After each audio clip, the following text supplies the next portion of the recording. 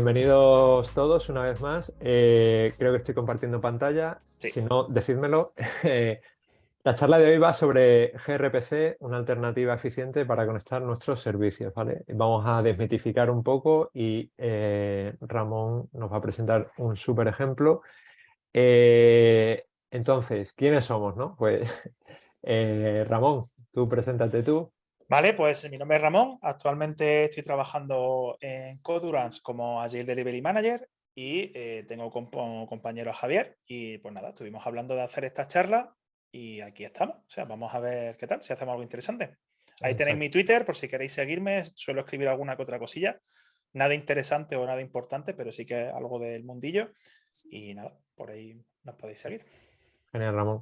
Llevamos ya un tiempo trabajando, estamos haciendo push por el circuito de Python y bueno, aquí nos tenéis para lo que queráis, ¿de acuerdo?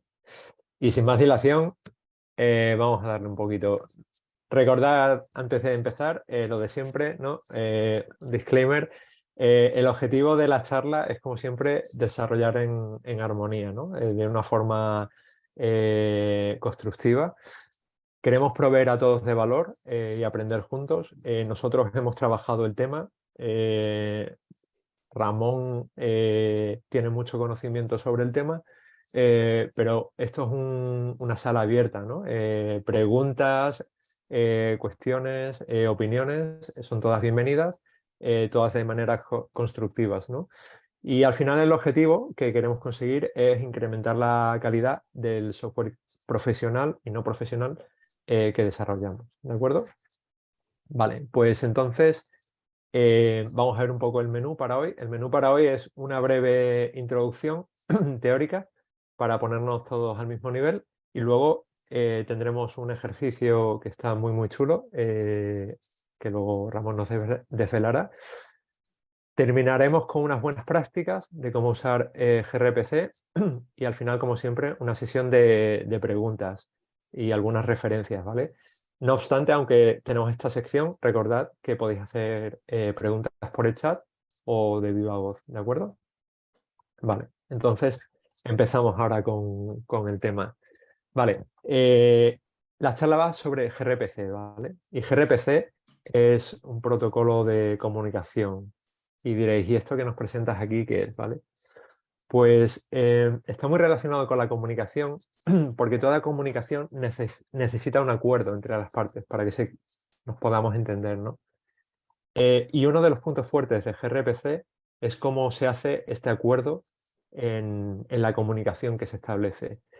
Esto de aquí es una cartilla de las partidas que se juegan por correo o que se jugaban por correo en ajedrez. Entonces, es simplemente un ejemplo y un recordatorio de que para resolver los problemas que nos aparecen en nuestros servicios, es importante tener una comunicación clara, como pasa también en otros mundos como reales, como es el del ajedrez, ¿de acuerdo? Vale, pero ¿esto qué es, no, Javi? Vale, vamos a llevarlo un poco más a nuestro terreno.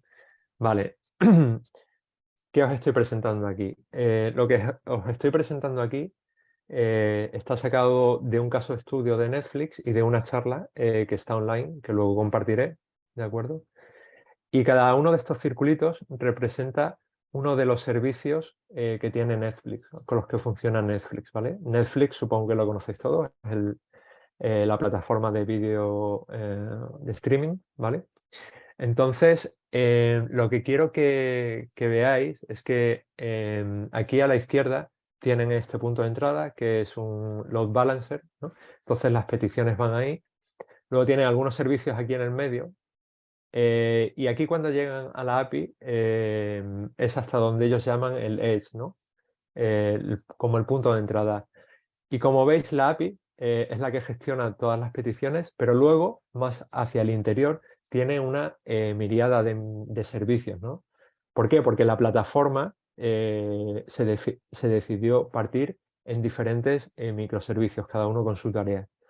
Claro, coordinar esto no es sencillo. Cualquiera de nosotros, los que trabajamos desarrollando software, sabemos que los problemas de comunicación son difíciles de solventar y a veces necesitamos, como es el caso de Netflix, tener una eficiencia, ¿no? Tener una calidad, unas velocidades que nos permitan dar la calidad de servicio que esperamos, ¿vale? Entonces, gRPC y el tema que vamos a tratar va sobre esto, sobre resolver la comunicación entre servicios de una manera eficiente, ¿de acuerdo? Vale, un poco de historia, por ponernos en contexto, gRPC tienen sus siglas RPC, ¿vale? Y RPC significa Remote Procedural Call, ¿de acuerdo? Y un Remote Procedural Call no es más que una llamada a una función que tú no estás ejecutando, que se ejecuta en otro lugar, ¿de acuerdo? En diferentes puntos de la literatura lo podréis ver como Interprocess Communication o Remote Procedure Invocation, ¿de acuerdo? Pero al final estamos hablando un poco de lo mismo. Yo sé que esto va a ser una función en otro sistema, lo llamo y se ejecuta y me devuelve un resultado, ¿de acuerdo? Para los que ya llevéis en esto mucho tiempo, igual os suena Corba, a mí no me sonaba, pero sorprendentemente sigue habiendo soporte y paquetes, incluso en Python, que trabajan con él. Funciona parecido a gRPC, en el sentido de que establece un contrato muy claro, pero está totalmente en desuso. Y lo que quizás conocéis más son tanto el SOAP como las API REST, y principalmente estas últimas, ¿vale? SOAP está basado en establecer un contrato con XML, mientras que las API REST lo establecen con JSONs en formato de texto, ¿de acuerdo? Tanto SOAP como API trabajan sobre HTTP y normalmente se ven ahora algunas implementaciones sobre HTTP2, pero las librerías que solemos utilizar trabajan sobre HTTP 1.1. Corba trabajaba un poquito a más bajo nivel en la capa de transporte, ¿vale? Y era eficiente, ¿vale? Esto para que lo tengáis un poco como contexto de lo que era un RPC, ¿vale? ¿Y qué pasó? En el 2014-2015, Google se vio la necesidad de conectar sus servicios de una forma eficiente, ¿vale? ¿Por qué? Porque notaron que el trabajar con un contrato basado en texto introducía una latencia bastante grande que ellos no querían o no podían permitirse. Por aquel entonces ellos ya tenían el sistema de protobuffers, ¿vale? Que protobuffer es un sistema de serializado, ¿de acuerdo? Bastante eficiente. Entonces lo que hicieron fue establecer este protocolo de manera que funcionara para serializar, deserializar con protobuffer, estableciendo el contrato entre las dos partes de la comunicación y que trabajara sobre HTTP,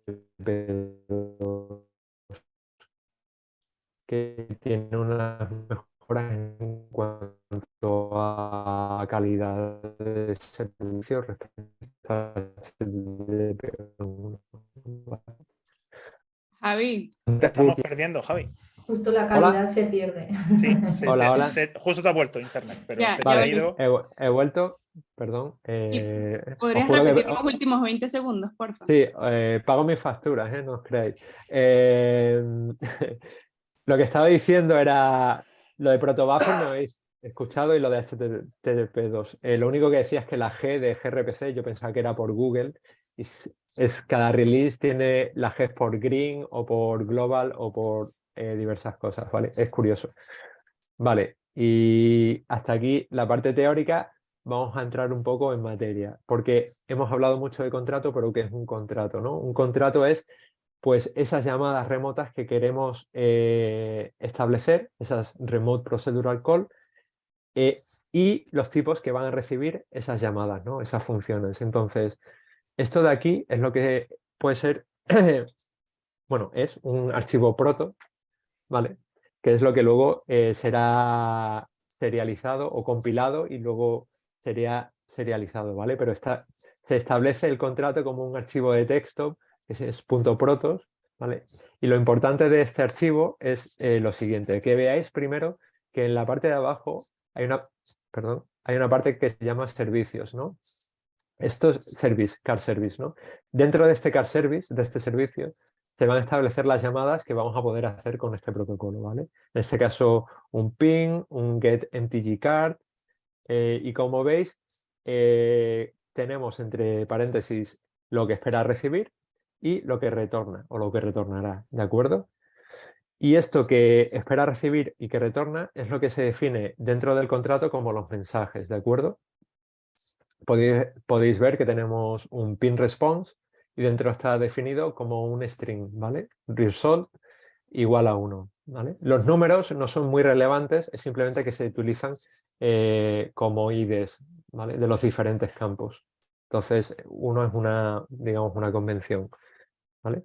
Aunque aquí podáis ver solo tipos string y enteros, el tipado en protobuffer es bastante complejo, permite tener datos, permite tener enumeraciones, de modo que lo que enviamos y lo que recibimos pueda ser complejo, pero bien tipado, ¿de acuerdo?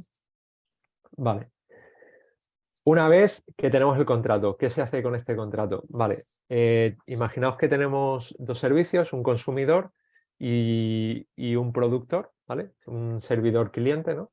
Entonces, el archivo protos que he mencionado antes sería compilado y se generaría un stub y un server skeleton, ¿vale? De modo que el cliente va a utilizar el stub y el servidor va a utilizar este esqueleto que ha sido generado. Esta compilación se puede hacer para diferentes idiomas, lo cual es una ventaja bastante grande, ¿vale?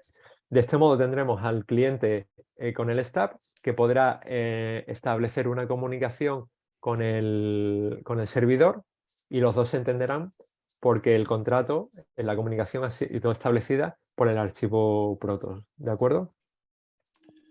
De hecho, Ramón. y Javi, una de las mejoras que ya podemos ver respecto a una de las cosas buenas que tiene gRPC, el fichero .proto es agnóstico, no depende de ningún lenguaje por el cual vaya a ser compilado, ¿vale? Nosotros podemos compilar el .proto por cualquiera de los lenguajes más modernos, Go, Python, Java, cualquier lenguaje que tenga soporte por Google, ¿vale?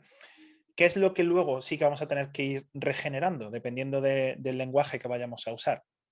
Pues lo que son los ficheros stub, que son dos, ahora después los veremos, que son los que tú aquí has llamado perfectamente el skeleton y el client, porque esos ya sí van a llevar código que genera el propio motor de gRPC o la librería de gRPC específicos para ese lenguaje. Nosotros hoy los veremos en Python, ya que es el lenguaje con el que estamos, pero se puede generar para cualquier otro, ¿vale? Exacto. Gracias, Ramón. Aquí el experto es Ramón, así que hacerle caso, Para nada. que tiene mucha experiencia en esto, ¿vale? Gracias. Visto esto, ¿alguna pregunta hasta aquí? Bueno, cualquier cosa la tiráis por el chat y responderemos. Y si nos estáis viendo en diferido, ponedla en los comentarios de YouTube, que también os respondemos. Cosas interesantes a comentar, ¿vale? Tenemos el Unary Mode, ¿vale? O sea, bueno, tenemos varios modos de funcionamiento, pero vamos a hablar principalmente de dos. El Unary, que sería lo estándar, que es yo te hago una petición y espero una respuesta, ¿no? Esto sería pues el ejemplo clásico, también lo tenemos con una HTTP REST, con una REST API, perdón, o en otro tipo de sistemas de comunicaciones, ¿de acuerdo? En contraposición a esto, o comparado con esto, tenemos los modos streaming, que he puesto aquí, o hemos puesto esta diapositiva, pero hay tres, ¿no? Este sería en el que el consumidor, el cliente, envía una request y va a recibir varias respuestas del cliente, ¿no? Del servidor, sin cerrar el canal.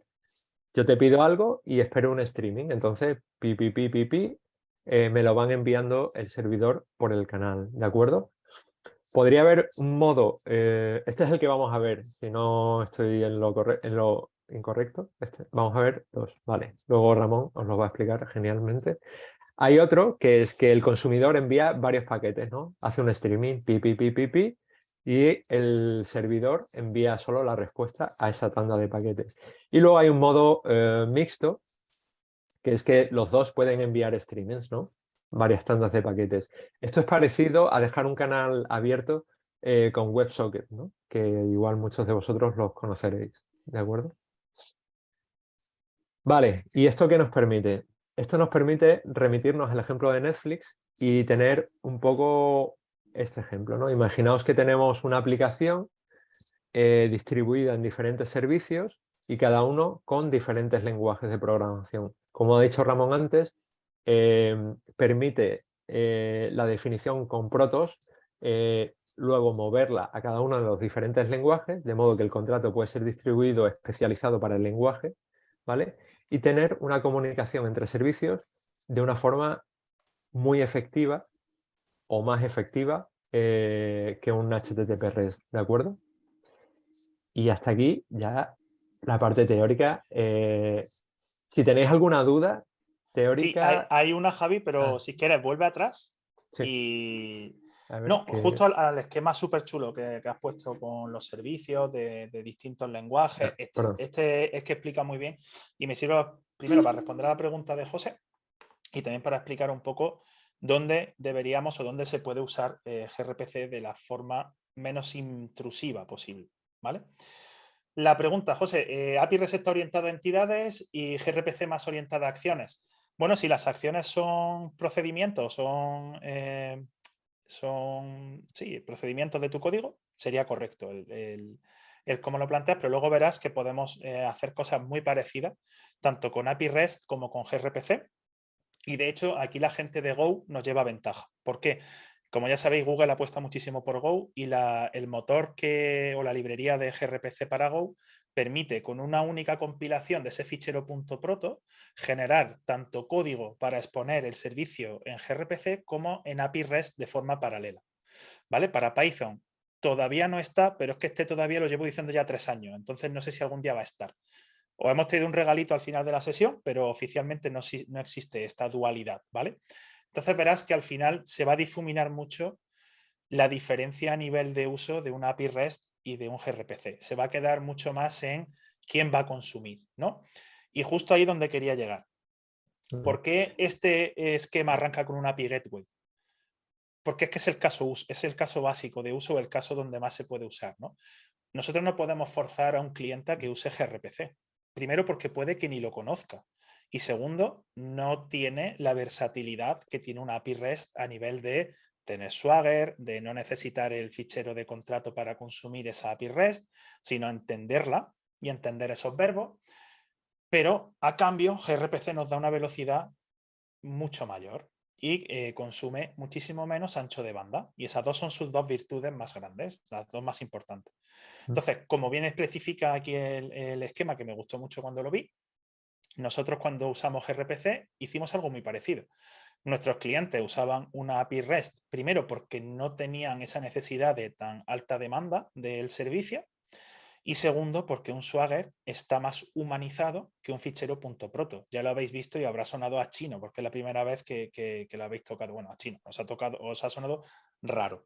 ¿Vale? Entonces, aquí es donde creo que empezaría a usarse gRPC. Y el ejemplo que os hemos mostrado, ahora os contaré un poquito más, pero viene a ser eso, es un uso interno. Es un sistema genial para comunicar nuestros microservicios o nuestros servicios, ¿vale? Pero de cara a un cliente, lo normal, ya habéis visto que incluso Netflix lo hacía así, es usar un servicio basado en o API REST o un servicio basado en SOAP, base de datos, ficheros, cualquier cosa que se os ocurra. Hay un comentario que sí que es cierto lo que comenta José Luis, que en REST pues tenemos esa limitación, esa orientación más a acciones con entidades, ¿no? Aquí hay más flexibilidad a la hora de definir qué se está haciendo, ¿no? Lo cual también facilita entender qué se está haciendo, ¿no? No estamos constreñidos por los verbos típicos de una REST API. Entonces, es una buena pregunta. Bueno, la orientación per se a entidades, luego también se puede orientar el gRPC a entidades, pero sí que da más flexibilidad para trabajar con eso, ¿de acuerdo? Y retomando el hilo, aquí entra Ramón, porque está... nos va a ser un súper ejemplo. Vale. Javi, ¿te importa presentar la diapositiva y cuando ponga Let's Code cojo yo, que no tengo la diapositiva preparada porque soy un desastre de persona y no lo he No hecho? pasa nada. ¿Vale? Ok, pues ¿qué vamos a hacer ahora? Bueno, pues os hemos preparado un ejemplo un poco diferente al que podéis encontrar en muchos sitios y como estaba intentando hacer un side project con toda mi colección de cartas Magic, pues es un ejemplo genial porque al final nos vamos a encontrar con una situación bastante similar a la que os podéis encontrar en vuestro día a día. ¿Qué es lo que pasa qué es lo que me pasó con Magic? ¿No? Tienen una API genial, una API REST muy chula, con una limitación de 5.000 llamadas a la hora. Si vais a hacer una aplicación propia, no creo que consumáis más de 5.000 peticiones a la hora.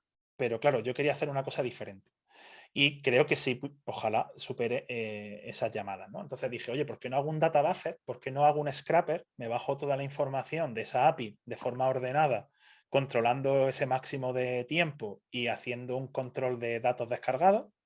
Y una vez que tenga toda la información en mi Mongo, ya puedo servirla hacia un frontend con gRPC y además voy a ganar versatilidad y me sirve para ejemplificarlo el día de hoy.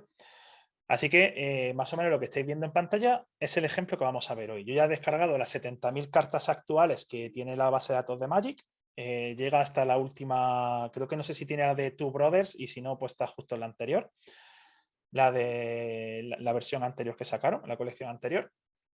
Y vais a ver que tenemos 3 microservicios. Le hemos puesto unos nombres más o menos sencillos. Uno se llama Servir Magic the Gathering Administrator Backend. Este es el que, digamos, se conecta usando la librería de PyMongo. Se va a conectar a la base de datos y va a servir en gRPC la información. Va a escuchar peticiones gRPC y las va a transformar en consultas a Mongo y va a devolver colecciones. Y el que se llama muy parecido, pero con FA, pues es un Fast API muy básico que hace exactamente lo mismo, pero con peticiones API. ¿Para qué hemos hecho esto? Bueno, una de las cosas que queríamos hacer al final del ejercicio es hacer un benchmark Ramón, sobre solo velocidad. una ¿Sí? aclaración, por si alguien no lo conoce. Un Fast API es un servidor, una REST API, ¿vale? Gracias a Tiangolo por hacerlo. Se hace súper fácil. Y nada, pues ahora Recomendado. veréis un poco de código y os dejamos luego todo el código para que lo podáis usar y toquetear. ¿Vale? Es un microservicio muy sencillito que expone una REST con dos acciones GET que nos van a permitir obtener cartas pasándole un límite. ¿Vale? Y luego lo que hemos hecho el frontend, que también lo podríamos haber llamado orchestrator, porque es lo que hace en este ejercicio, lo que hace es llamar primero peticiones gRPC, tanto unary como stream, y luego llama a FastAPI y calcula los tiempos consumidos en el proceso. ¿Vale? Hemos intentado ser lo más con el bisturí, o sea, lo más estrictos posible para que el tiempo que obteníamos tuviese algo de valor y os podéis hacer una idea de la mejora que supone uno u otro. No hacemos spoiler todavía. ¿Vale? Genial, pues más o menos esto es lo que vais a ver ahora, que os voy a enseñar en código. Y ahora ya sí, que presento yo, Javi, ¿vale? Un segundillo, que comparto mi pantalla. Vale, Ramón. Esto está hecho ya, compartido por aquí. ¿Vale? Bueno, pues ya os sonarán los nombres y lo único que nos suena es el Combined, que lo dejamos por al final. ¿Vale? Y lo que hemos hecho son varias cosas. Primero, dentro de la carpeta Common, bueno, aquí en Data os he dejado las primeras 100 cartas por si queréis hacer testeo, queréis probar el local y no queréis descargaros del API de Magic. Bueno, pues aquí lo tenéis 100 cartas completas para que podáis hacer pruebas si os gusta el ejercicio y queréis continuarlo por vuestra cuenta. ¿Vale? Luego aquí tenemos los protobufs, donde está el proto que ha enseñado Javi, creo que no hay ningún cambio, de hecho está el error del message con triple S, con lo cual es el mismo que él ha presentado, no lo hemos corregido. Y aquí lo que os decíamos, tenemos 4 o 5 servicios, perdón, que son los que va a exponer gRPC. Luego tenemos los mensajes con tipos básicos que hemos creado solamente de tipo string y de tipo integer, ¿vale? Y la idea es que vayamos avanzando poco a poco. El código ya está hecho para no perder tiempo en si falla o no falla, compila o no compila, pero vamos a ir viendo cómo sería un flujo de trabajo con gRPC, ¿vale? Ok, una vez que tenemos el PB2, ¿qué es lo primero que debemos de hacer? Perdón, tenemos el fichero proto, ¿qué es lo primero que debemos de hacer? Generar los PB2. ¿Vale? Para generar los PB2 hay que instalar una librería de PyPy, en este caso, porque estamos en Python, que es se llama grpc.io. Hacer un comando, lanzarlo, y para que no tengáis que memorizarlo, os lo he dejado aquí en el makefile, ¿vale? Aquí os he puesto el comando que se debería de ejecutar.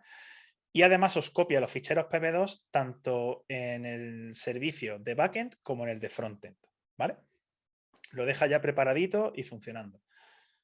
¿Cómo podemos generar entonces estos ficheros? Cada vez que toquemos el fichero .proto, deberíamos de generar nuestros nuevos ficheros PB2 para tener alineación entre lo que estamos esperando, ese contrato que le vamos a pasar a todo el mundo, y lo que realmente estamos exponiendo o requiriendo en nuestro servicio, ¿vale? Por ese caso, al estar así tan sencillo, hacemos un make y automáticamente el propio makefile lo va a hacer todo, ¿vale? Vamos a dejarlo que lo vaya actualizando. Javi, dime. Sí, Ramón, una preguntilla, preguntaba Marc. ¿En gRPC el mismo tipo se puede usar de parámetro de entrada y de resultado o hay alguna restricción como en GraphQL? Vale, hay una única restricción, pero la respuesta rápida, Marc, es sí, puedes usarlo. Puedes, de hecho, yo siempre creo uno que me gusta mucho, que es este, el empty message, porque lo que sí que hay como restricción es que hay que pasar hay que definir un mensaje de entrada y un mensaje de salida, pero puede ser el mismo de entrada y el mismo de salida. Y no tenemos por qué usar todos los parámetros dentro del mensaje siempre que usemos el mensaje. Podemos usar una parte de él, ¿vale? Ya, de hecho, en el ejemplo veréis que usamos una parte solo justo del Mongo Constraints, ¿vale? Vale, pues aquí ya nos ha dicho que nos ha generado el fichero. Ya tenemos nuestros ficheritos proto recién generados. Veréis que os los voy a enseñar. Tienen un formato un poco extraño. Al final te acostumbras y los puedes un poco leer, ¿vale? Aquí vemos que ya nos ha serializado todo lo que habíamos puesto, todos los mensajes. Los tenemos aquí serializados. También nos está hablando por aquí perdón, en el gRPC nos está hablando de todo lo que estamos sacando, si es de tipo unary o si es de tipo string, ¿vale? Aquí ya nos está poniendo conceptos que Javi ya nos ha explicado previamente, ¿vale? Entonces, para no tener que generar ese fichero automáticamente, porque sería arduo de generar, ¿vale? Con el comando que habéis visto, lo podemos generar de forma automática, ¿vale? Ok, cuando tenemos estos dos ficheros, vamos a centrarnos en el backend, que es el que pega más a la base de datos y es el que expone, es uno de los más interesantes porque es el que va a exponer o va a iniciar el servicio de gRPC. Vemos que lo primero que tenemos que hacer dentro de ese servidor es arrancar el servicio. Para eso le estamos indicando un puerto, ¿vale? Veréis que uso muchísimo las variables de entorno, es porque tenemos un Docker Compose donde lo podéis luego configurar vosotros como consideréis, ¿vale? Podéis cambiar los puertos, podéis cambiar contraseñas, podéis toquetear para ver qué resultado os va dando y poder adaptarlo a vuestras necesidades, ¿vale? Entonces, en este caso, el gRPC port que vamos a usar va a ser el 50.051. Aquí estamos indicando una de las cosas más importantes, que es el servicer, ¿vale? Que lo que nos permite esa clase service es decir dónde vamos a linkar lo que estamos exponiendo mediante el proto, mediante ese fichero pb2 y las clases reales de nuestro código fuente, ¿vale? Donde hacemos el enganche entre la llamada remota y nuestro código local, ¿vale? En nuestro caso hemos generado este gRPC service, ¿vale? Que si veis tiene nombres muy parecidos, de hecho son los mismos que tenemos en el fichero .proto. Perdón. Vale, si abrimos nuestro fichero .proto, a ver si lo puedo abrir por aquí. Sí. Aquí vemos que tenemos el mensaje, por ejemplo, get mtgcar, get mtgcar, get mtgcar number, perdón, get number mtgcard, todos están aquí, ¿vale?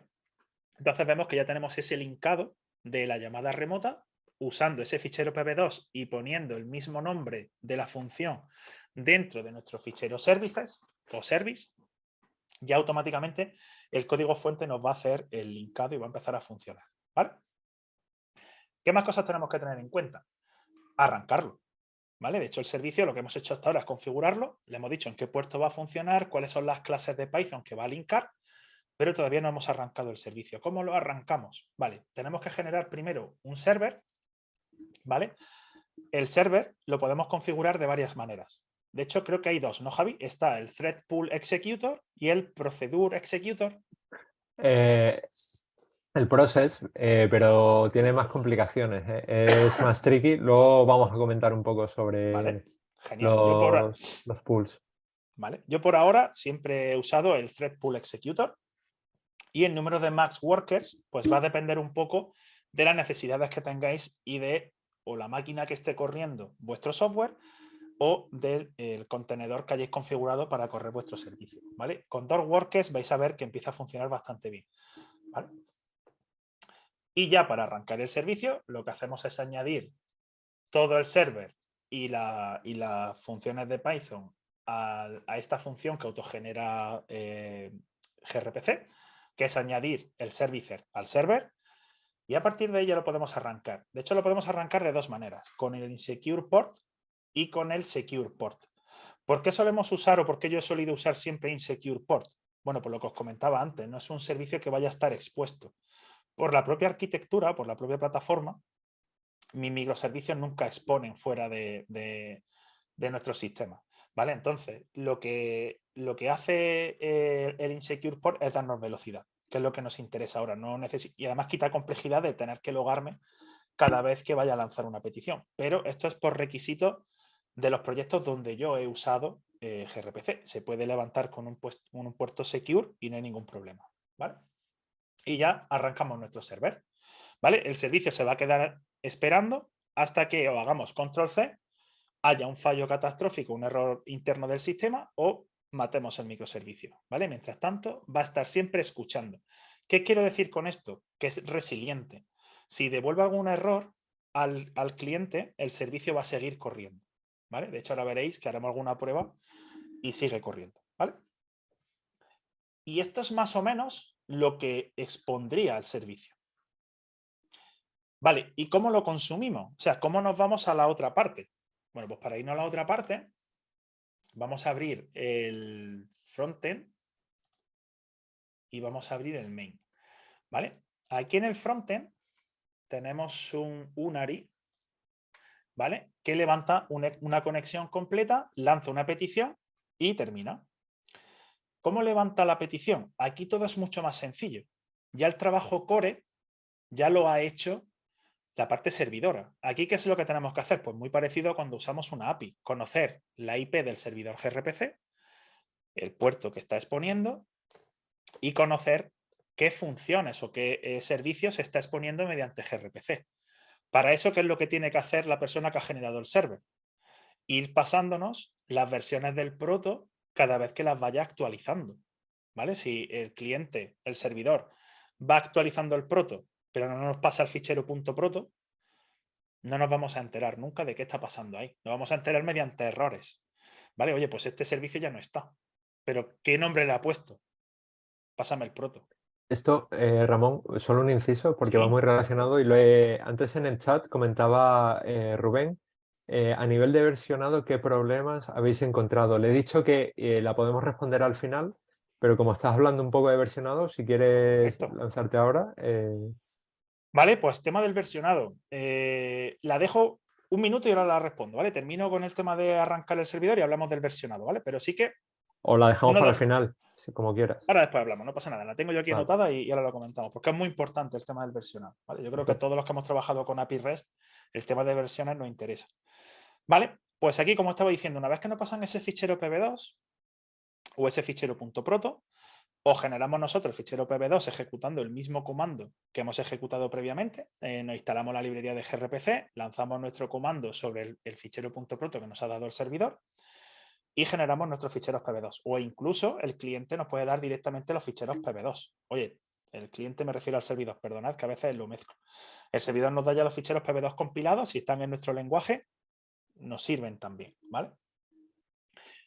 Pues ya teniendo esas cosas claras, que tenemos los ficheros de gRPC compilados, tenemos el puerto y tenemos la IP del servidor, ¿qué nos falta? conectarnos, ¿vale? ¿Cómo nos conectaríamos a ese servidor? Vale, pues lo que tenemos que hacer es, una vez que conocemos la IP y el puerto, levantamos un canal, ¿vale? Y aquí hemos añadido un concepto nuevo. Ahora hemos añadido el concepto de canal. ¿Qué tiene el canal? La información del IP del servidor y el puerto del servidor. Solo eso. ¿Qué más tenemos que levantar? Un stub, ¿vale? El stub lo que hace ya es linkar las peticiones que nosotros vamos a hacer con ese servidor en concreto, ¿vale? Yo puedo tener un cliente que se conecte a varios gRPCs. Con el stub lo que hago es declarar el canal de comunicación. Ya lo cierro, lo instancio, ¿vale? Y a partir de ahí puedo empezar a hacer peticiones. ¿Cómo haríamos una petición?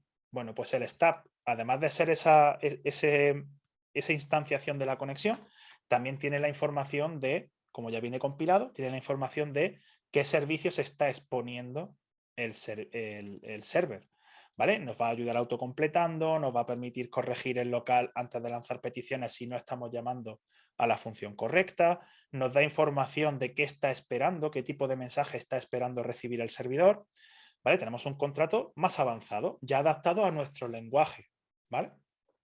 Y es tan sencillo, como estáis viendo aquí, hacer un stub y el nombre del procedimiento que queremos llamar, ¿vale? Y como parámetros pasamos un objeto request, ¿vale? Si os habéis perdido, aquí os podéis reenganchar muy rápido de cómo iba Proto. Y es, hemos dicho que siempre que mandamos hacemos una llamada a un procedimiento, tenemos que pasar un mensaje, ¿vale? Ese mensaje lo hemos llamado request, pero si os dais cuenta, esta request es de tipo Mongo Constraints y le estamos informando dos campos, skip y max items. Si nos vamos a nuestro fichero proto, Mongo Constraints es un mensaje soportado.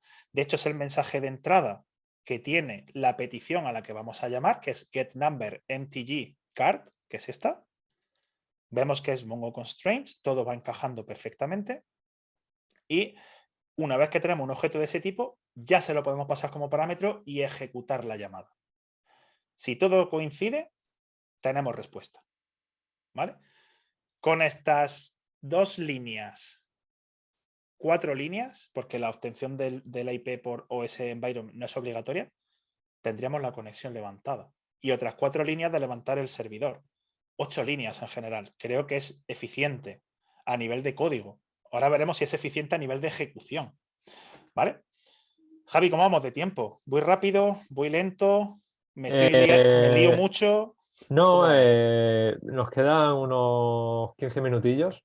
¿Vale?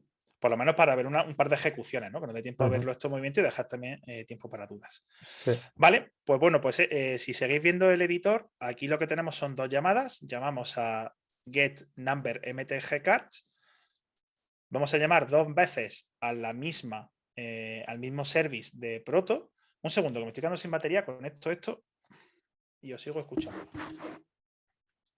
Vale. Ahora, vale, pues aquí estamos haciendo la misma llamada, pero si os dais cuenta, estamos usando el mismo mensaje, pero estamos utilizando distintos parámetros del mensaje. Aquí estamos usando skip y max items. El resto no lo estamos informando. Y aquí solo estamos informando uno, que es max items. ¿Vale? Y de aquí luego saldrá una buena práctica para cuando uséis gRPC. ¿Vale? Y es que intentéis hacer los mensajes generalistas. O sea, si ya sabéis que para trabajar con Mongo necesitáis un skip, un limit y un max items, podéis ponerlo y utilizar el que os convenga. No tenéis que crear 3 mensajes distintos añadiendo complejidad, mantenibilidad, ¿vale? Siempre intentar reducir el fichero .proto para que sea más sencillo de mantener y más entendible por el usuario. ¿Vale? Y al finalizar todo podemos hacer un cierre del canal. Cuando ya no queramos hablar más con un servidor, podemos cerrar nuestro canal. De hecho, es una muy buena práctica hacer un channel.close. ¿Vale? Y ya con eso hemos cerrado nuestra comunicación. Vale. Otra cosa muy importante que ha comentado Javi, el tema del Unary y el tema del stream. ¿Vale? ¿Cómo hacemos eso a nivel de código? ¿Cómo se afecta eso? Bueno, primero, por hacer un refresco muy rápido. ¿Qué significa Unary? Unary significa que si yo me quiero traer 70.000 cartas de un servidor, voy a levantar una conexión, pero voy a hacer 70.000 peticiones. ¿Vale? Hago una petición, respuesta, hago otra petición, respuesta. Así 70.000 veces. ¿Es eficiente? Depende de lo que queráis hacer. Si vais a hacer las peticiones de alguna manera, necesitáis que sean una a una, adelante. ¿Se puede hacer más rápido? Claro. ¿Cómo se haría? Con el modelo Stream. El modelo Stream lo que nos va a permitir es levantar un canal y una única, un canal, una conexión y una única petición, donde le vamos a decir al servidor, oye, yo quiero 70.000 cartas. ¿Me las vas dando? Vale, yo voy a empezar a hacer cosas y yo te las voy dando. Cuando las tenga todas, cierro la petición, pero mientras te voy a estar dando información, ¿vale? Y ahí es donde gRPC gana la batalla ante cualquier otro sistema de comunicación que yo haya probado, ¿vale? Quitando lectura de ficheros en local o digamos que intercomuniquen máquinas separadas físicamente una de otra, ¿vale? ¿Vale? Venga, pues vamos a ver cómo se hace en código. Vamos a ver en código cómo trabajamos con un string. Vamos a empezar ahora desde el cliente. Vamos a ver el cliente cómo haría una petición que va a tener una respuesta en modo string. Vale, pues entonces aquí el cliente lo que va a decir es justo esta. ¿Vale? Vamos a entrar aquí.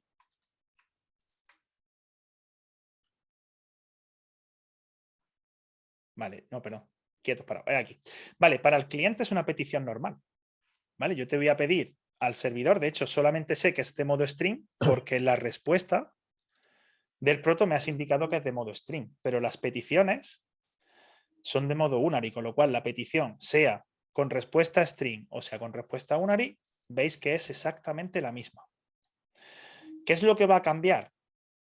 El objeto que me va a responder el servidor, ¿vale? Y luego veréis que hay una cosa muy graciosa que es que sacarle el len a un objeto string no es sencillo. ¿Por qué? Porque no está definido cuando tú le lanzas el len. Todavía no sabes qué longitud va a tener, ¿vale? Entonces, aquí hacemos la llamada normal. Vamos a llamar al string getNumber mtgcard, ¿vale? Y vamos a ver qué hace el servidor, ¿vale? El servidor va a recibir la petición en get n string cards, la va a recibir aquí. Y él lo que va a hacer es, ¿vale? Voy a recibir esas cartas, voy a preparar un gRPC, pero voy a obtenerlas de Mongo. Va a ir a Mongo, va a preparar todo el objeto. ¿Dónde está la petición de Mongo? ¿Por qué no llego a Mongo, Javi? ¿Me he perdido en algún punto? O sea, te pregunto para ganar tiempo, ¿vale? No, no. Me he perdido y no lo encuentro. O sea, estoy en el service, estoy en el getNumber string getNumber mtgcards. Vale, aquí está el Mongo. El Mongo Repository. Hasta que me había perdido, ya estoy aquí. Vale, entonces una vez que llegamos a Mongo, yo hago mi conexión a Mongo como se haría siempre. Le digo, oye, dame un máximo de ítems, que en este caso vais a ver que vamos a empezar con una y vamos a terminar con 70.000 cartas. Vamos a ir viendo cómo va avanzando el tiempo en esas peticiones. Lo que hacemos aquí decirle a Mongo es dame desde el 0 hasta el número que yo te indique. Ese número que te estoy indicando te está llegando por gRPC en el mensaje Mongo Constraints. ¿Vale? Y luego lo que hago es preparo la respuesta y se la envío. Claro, si yo cojo lo que tengo en Mongo y se lo enviase por gRPC, spoiler, va a dar un error. Porque va a decir gRPC, oye, me estás enviando un dict o una lista que no tiene el formato esperado. Tú aquí me has dicho que el formato esperado es un string de mtgcard. ¿Qué tenemos que hacer con ese dato que tenemos crudo o que tenemos en este caso de Mongo? Hay que darle formato. ¿Cómo le damos formato? Bueno, pues aquí lo tenemos. Si queremos solamente darle formato a un objeto, porque estamos en modo unary, podéis usar esta función de aquí. Nosotros le damos un único objeto y él lo mapea. ¿Vale? Si le damos más de un objeto, tenemos que iterarlo. Y tenemos que ir objeto a objeto, añadiéndolo a un array, a un objeto que nos permita añadir más de un ítem, pero ya con el formato de mtgcard. ¿Vale? Pues justo lo que estamos haciendo aquí en generate message. Vamos preparando ese buffer, lo vamos llenando, lo vamos llenando. Cuando lo tenemos lleno, se lo retornamos a gRPC y ahora ya sí tenemos el formato esperado. ¿Vale? Un string es una lista del objeto que hemos indicado justo después. del mensaje que hemos indicado justo después. Pues aquí estamos preparando el mensaje y aquí estamos preparando el objeto de tipo lista para el string. Vamos a ver cómo funciona. ¿Cómo lo vemos? Javi, perdón. No, bien, dale, Ramón. ¿Vale? Vamos a ver una Perfecto. ejecución y ahora ya preguntamos si hay dudas Sí. y ya respondemos sobre el versionado, que lo tengo todavía aquí. ¿Vale? Sí. Mientras compila, respondo al versionado. Vale, vamos a hacer un docker compose app --build para que compile si había algún cambio en Python, que no debería porque no hemos tocado nada. Docker está arrancado. Si lo escribo bien, ¿verdad? Sí. Vale, esto siempre me pasa en el directo, tío. Vale, pues mientras esto compila, ¿qué pasaría con el versionado? ¿Qué pasaría si alguien añadiese aquí un campo nuevo? Por ejemplo, añadiese un int32 que fuese, pues, min items. O sea, quiero hacer una validación en el servidor de que si lo que yo te pido da un mínimo de, no da un mínimo de 10 ítems, no me lo devuelvas. Vale, pues yo paso ese min items. ¿Tengo que actualizar el PB2 de todos mis clientes? Pues esto es muy parecido a una API. Realmente no. Todos aquellos servicios antiguos que no usasen ese min items no tienen por qué conocer la existencia del min items, igual que si no le paso un skip o no le paso un limit. Seguiría funcionando perfectamente. Ahora, si alguien llega y dice, a mí no me gusta el nombre de skip, yo le voy a poner skip items, y tú mandas skip, ahí sí que te va a fallar. Entonces, mucho cuidado cuando hagáis cambios en ficheros .proto que ya habéis repartido por microservicio o por cliente, porque le podéis afectar, ¿vale? Aquí habría que informarle a los consumidores, oye chicos, o chicas, he hecho esta actualización en Mongo Constraints, os paso de nuevo el fichero .proto, ¿vale? Ok, mientras hemos contado todo esto, el programa ha ido ejecutándose. Vamos a ver si ha habido algún error. No ha habido ningún error. Por suerte, Javi, no nos ha costado nada más que un par de pairings para que no fallase, pero ya lo tenemos sin fallo, ¿vale? Y aquí lo que estamos viendo es una ejecución en modo API. Hemos hecho la misma llamada a la API REST, al gRPC en modo Unary y al gRPC en modo stream de 100 cartas. Hemos empezado por 100 cartas. Y aquí ya tenéis los tiempos de respuesta, que van bastante parejos, ¿vale? De hecho, API se queda en el medio con 0,16 segundos. El Unary 0,47, que no está nada mal, pero el stream 0,028, ¿vale? Parece que no es mucha la diferencia, con lo cual vamos a darle otra vueltecita. Vamos a hacer una ejecución mientras seguimos hablando. Y ahora respondo, creo que hay otra pregunta, Javi. Voy a preparar por aquí una petición que se vaya ejecutando de 10.000, ¿vale? 10.000 cartas. Y vamos a ver cuánto tarda en ejecutarse, ¿vale? Tened en cuenta que esto está dockerizado, que todo está corriendo sobre mi máquina, no hay especialización en el contenedor. Es lo más agnóstico posible. Y para que el Unary funcione bien, lo que hemos hecho es cachear los resultados de Mongo en la memoria del microservicio y solo hace la petición a Mongo una vez, ¿vale? El resto lo va sacando de memoria para que sea los tiempos de la conexión y no los tiempos del acceso a Mongo, ¿vale? Todos acceden una vez a Mongo. ¿Vale? Hacía Marco una pregunta interesante que yo no lo sé, la verdad.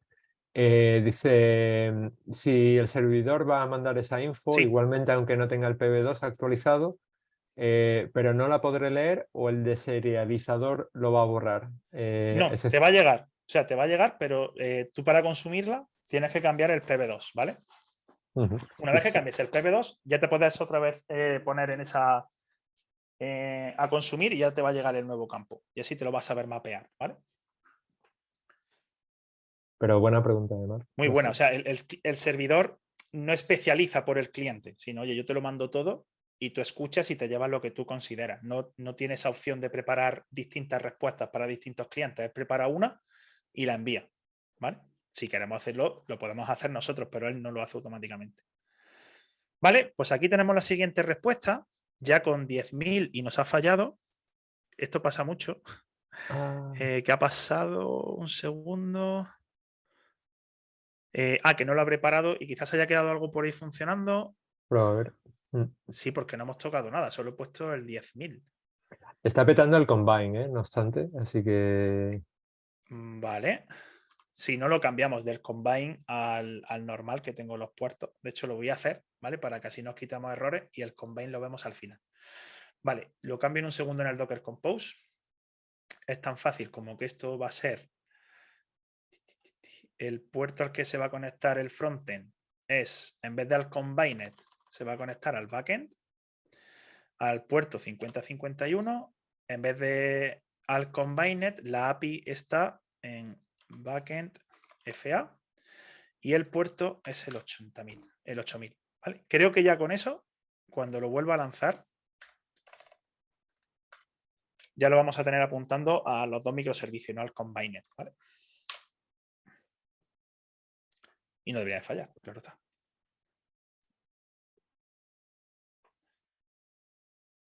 Aquí, como vamos a ir un poco más justos de tiempo mientras carga, quizás para que lo veáis luego, igual el combine, ¿no? Lo que hemos hecho es meter un proceso con gRPC y un proceso con un servidor gRPC, ¿no? Y con un servidor con una REST, ¿no?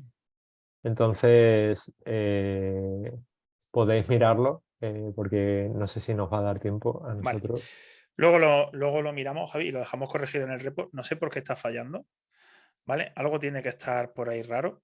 Lo corregimos y listo, ¿vale? Pero ya habéis visto que funcionaba. Para que, como esto podía fallar, estábamos preparados. Si quieres, Javi, presentas tú, vemos un Sí, momento la diapositiva con los tiempos, sí, le doy yo. comentamos qué es lo que pasa con esos tiempos y ya abrimos a dudas. Claro, sí. De hecho, All nos right. queda otra parte. Eso es. Dejo yo de compartir, ¿no? Lo primero. Sí, Vale. gracias. Ok. Epa. Vale, muy bien, pues genial, Ramón. A ver, voy a volver al slideshow y vamos a ir por donde íbamos. Pues vamos justo a la de los tiempos. Chup, chup. Esa. Aquí estamos. Vale, si os fijáis, los tiempos de gRPC Stream son bastante interesantes. A veces suben y a veces bajan, pero se mantienen siempre por debajo del 0.0 segundos. O sea, es muy poquito tiempo. Estamos hablando de 70.000 registros en una red que sí que es local. La red no penaliza porque, aunque sea Docker, está todo dentro de una red virtual. Pero os podéis hacer una idea de cómo va evolucionando el tiempo con el stream versus al Unary. O sea, cuando hay pocas peticiones, por ejemplo, 1 o 10, los tiempos son casi los mismos. Pero conforme vamos subiendo en el número de cartas, como va subiendo a la misma par el número de peticiones, empieza a irse el tiempo. De hecho, 10.000 me lo hizo en 42 segundos y 70.000 lo paré cuando llevaba unos 6-7 minutos, ¿vale? Porque ya dije, no tiene sentido dejarlo más. Y a nivel de API, veis que también los tiempos, oye, no son malos. De hecho, entre usar Unary y API, no sé si habría mucha ventaja o no sé si lo usaría tan alegremente, pero siempre que tenga la opción de usar Stream, no hay discusión. O sea, lo que estamos haciendo es mejorar muchísimo esa comunicación entre microservicios. Buen punto, Ramón. De todas formas, este es un benchmark que hemos hecho Cutre. nosotros. Tenemos que hacer uno No, mejor. que hemos hecho nosotros. Manteneos al tanto de las sesiones de Python porque igual hay sesión 2 de esto. Podéis probarlo y reportarnos si veis alguna diferencia o algún cambio. Pero lo que es interesante es ver esta mejora, ¿no? Sobre todo, o bueno, estos tiempos, porque cuando vemos los 10, sí que vemos, o para mí es claro, que incluso el Lunary, ¿no? Performa mucho mejor. Igual hemos metido una pequeña penalización por ahí y tenemos un pequeño delay y por eso el Unary también está penalizando, ¿vale? Pero en principio debería ser comparable o performar mejor, ¿no? Porque la serialización, ese paso que es tan crítico, que consume CPU, pues no lo tenemos tan cargado, ¿vale? Lo dicho, recomendamos que os miréis también el Combine, echarle un ojo al repo, pero como vamos algo tarde, dejamos unos tips, Ramón. Sí, claro. Vale, De hecho, el primero hemos es ido muy hablando de crítico. ellos, ¿no? Un poquito, ¿no? Hemos ido hablando de ellos, pero mira, yo aquí metí la pata la primera vez que... El primero me lo comí yo con patatas, así que dale tú, Ramón. Vale, pues a ver, os va a pasar una cosa en vuestro día a día y es que, como a Javi, porque seguro que sois gente que usáis muy buenas prácticas de scaffolding, lo primero que os va a pedir el cuerpo es mover los ficheros PB2 pues, a una carpeta common, a una carpeta gRPC o dentro de una carpeta de dominio. No lo hagáis. ¿Por qué? Porque el beneficio visual o el beneficio que os va a dar tenerlo allí no compensa lo que tenéis que hacer, que es editar el fichero para cambiar los imports. Estuve mirando si esta incidencia la van a resolver pronto o no. Tened en cuenta que todas las incidencias de gRPC las podéis seguir, podéis crear incidencias. Es un documento, es un proyecto open source. Podéis abrir, incluso podéis solventar código si queréis. Pero esta lleva muchísimo tiempo abierta y no es tan difícil. Quiero decir, sería tan sencillo como añadirle, concatenarle la ruta que tú le dices al gRPC-IO que quieres que esté el fichero, pues que sea la que use como el front del gRPC PB2 del PB2, ¿vale? Entonces, como eso hay que tocarlo manualmente, mi opinión honesta, y podéis hacer lo que queráis, es vuestro código, vuestro proyecto, a mí me gusta dejarlo en la raíz para no tocar ese parámetro. Porque otra cosa muy buena es que los ficheros PB2 deberían de ser compilados siempre que vayáis a desplegar vuestra aplicación, para que os aseguréis que lo que hay en el proto es lo que van a ejecutar vuestros tests, es lo que va a ejecutar vuestra aplicación y que nadie ha hecho ningún cambio en el fichero .proto que vosotros no tenéis. ¿Vale? Vosotros Genial. y vosotras, claro. Vale, también recomendamos, ¿no?, utilizar un repo separado y generar, como ha dicho Ramón antes, este sí que lo has comentado perfectamente, mensajes reutilizables, ¿no? Sí. Puede que, como diga Mar, igual nos penalice la red por enviar unos bytes de más, pero se mantiene la compatibilidad entre las dos partes, ¿vale?, de una manera más o menos flexible. Si Recomendaciones también. trabajamos en Netflix, Javi, no lo hagáis. Porque seguro que esa penalización os puede costar que una persona no pueda ver un vídeo. Pero si trabajamos en una empresa grande, ya habéis visto, con este tamaño de mensajes que podemos llegar a enviar millones de registros, no creo que nos penalice tanto el tener un campo extra como la ventaja que nos da de no tener que mantener N mensajes más en nuestro fichero .proto. Recomendamos usar linters y para que el proto bueno, pues esté correcto, documentar también el Siempre. contrato. Se pueden hacer un Swagger o un Open API en base al Protos. Hay algunas herramientas por ahí. Y empezar por cosas pequeñas, ¿vale? Servicios pequeños que se beneficien del incremento de performance. Y eso es un poco De hecho, ahí, las Javi, recomendaciones, ¿no? por Sí, cerrar muy rápido, aunque sí, sí. estamos fuera de tiempo, el tema del Combine, echarle un vistazo, porque el Combine os va a permitir hacer cambios en vuestra arquitectura, en vuestro software, sin afectar a los clientes actuales, porque vais a seguir exponiendo por vuestro puerto de API REST, con vuestro verbo correcto de API REST, con vuestra parametrización de URL, de URI, todo lo vais a tener igual. Pero además empecéis a poder usar vuestra aplicación y compararla con gRPC en vuestro entorno y podréis hacer pruebas de benchmark en vuestro entorno. Así que yo creo que esa puede ser la mejor aproximación para quien quiera probarlo sin romper nada. Genial. Completamente. Dejamos unos instantes si tenéis alguna pregunta a todos. Vale, mientras os vamos a presentar un poco recomendaciones de bibliografía. ¿Alguien ha dicho algo? Perdón. Sí, yo tengo una duda, pero cuando acabes, no te preocupes. Vale, Alejandro. Recomendamos, está orientado a Go y a Java, pero el gRPC Up and Running es un buen libro. El Principles of Web API Design habla principalmente de REST, pero también tiene una parte orientada a gRPC y GraphQL, pero a gRPC en este caso. Y yo os recomiendo el vídeo anterior de Ramón sobre gRPC, que lo tenéis disponibles en YouTube.